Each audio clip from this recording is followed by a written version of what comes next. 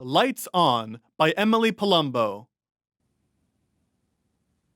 My parents decided to move after the incident. For some reason, they didn't think that staying in the same neighborhood would be good for me. I guess it had something to do with the suicide attempt, but who's to say? It took my dad 3 weeks to get approved for a transfer, 2 weeks to find a house, and 6 days to pack. As for me, I sat back and watched my parents go crazy and pack the occasional sock or notebook. I checked my room one last time in case I missed something. I'm only bringing important things with me. Books, bedding, and a few pieces of clothes. Nothing sentimental.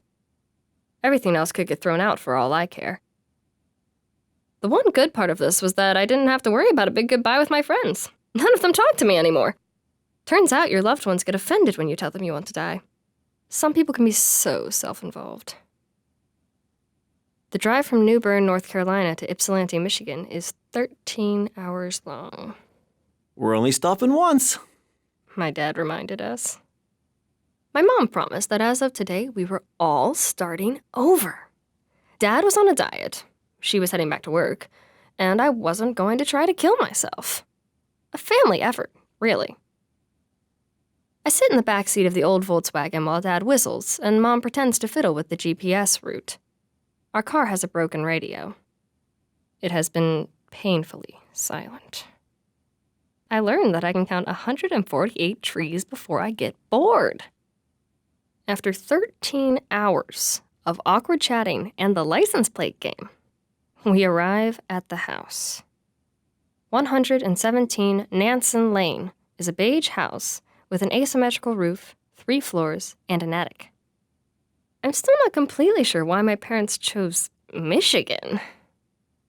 Mom wanted to move somewhere it gets cold because the heat might affect my mental health. A cold place would do fine. It'll be good for the girl. Dr. Hughney recommended to my mom. Dr. Hughney is so talented.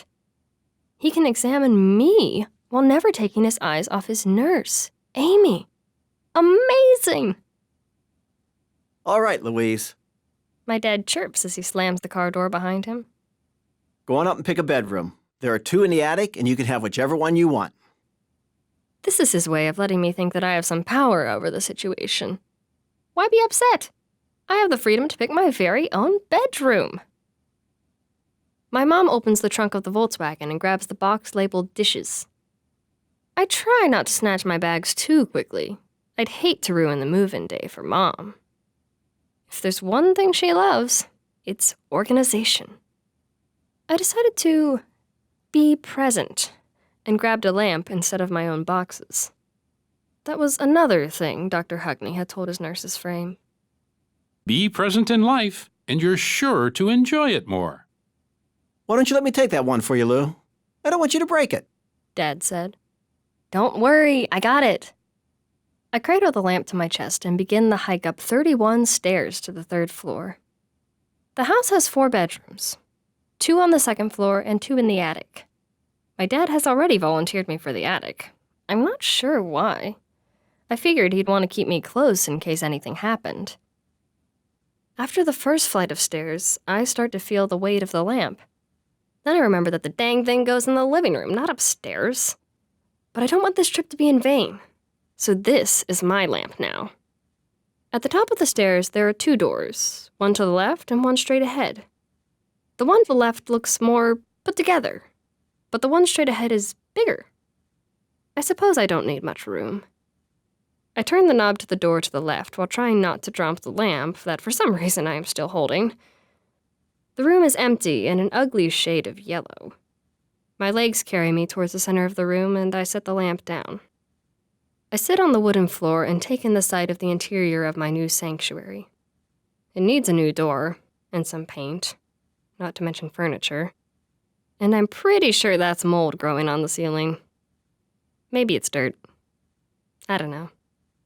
I make this situation sound so horrible, but really it isn't. I mean, besides the grime on the walls, the house is actually nice. No one is more surprised by that statement than me. It's an old sort of beautiful, like Jessica Lange.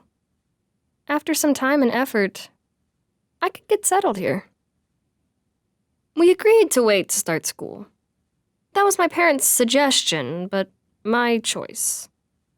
I'm going to do a semester online, then tackle the rest of my freshman year at the Ypsilanti Community College. My mom assures me it's where all the real pros go. Considering how much has happened in the past 6 months, my parents have been pretty great.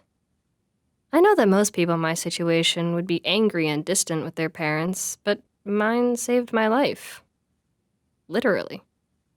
And I didn't realize how much I wanted to live until I almost didn't. In some twisted way, it helped reconnect my family.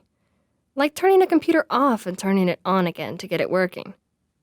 My dad has been working harder because of the move, and my mom has been more alive when she does chores. I thought at first that they were walking on eggshells for my sake, but it's more than that. More like gratitude. Lou! My mom calls from downstairs. Right. We were unpacking. Yes? We need 2 more hands. She yells back. What a coincidence, I announce. I have just what you're looking for. I can hear her laugh from the living room. It makes me smile. The dining room pieces were already lining the walls by the time I reached the doorway. Efficient, as always. To my surprise, all the boxes were out of the car and piled up throughout the hall. Where are the rest of the boxes? I ask. We got everything from the Volkswagen. The big pieces are in the U-Haul, but we can do all that tomorrow. I was confused. Then what did you need me for? Oh, to help us eat this. She holds up an extra-large pizza box. Dad's diet doesn't start until tomorrow. She winks. Sounds good to me. The 3 of us sat on the floor in the middle of the living room, and Dad asked me questions about what I think of the house. He went on and on about the area and its apparently life-changing architecture. I let them talk about community college and the possibility of Eastern Michigan University. If I'm up for it. I'm not exactly sure yet, but I could be. I was too distracted at the moment to think about school. I was thinking about the way my dad's eyes crinkled at the edges when he smiled. How my mom absent-mindedly touched my shoulder every time she addressed me. How we all leaned in close to each other when we laughed, which we did a lot tonight. For the first time in a while, I feel an exhilarating form of joy. And from something so small as a mediocre meal with my parents. I think I'm going to like living here. Or anywhere, for that matter.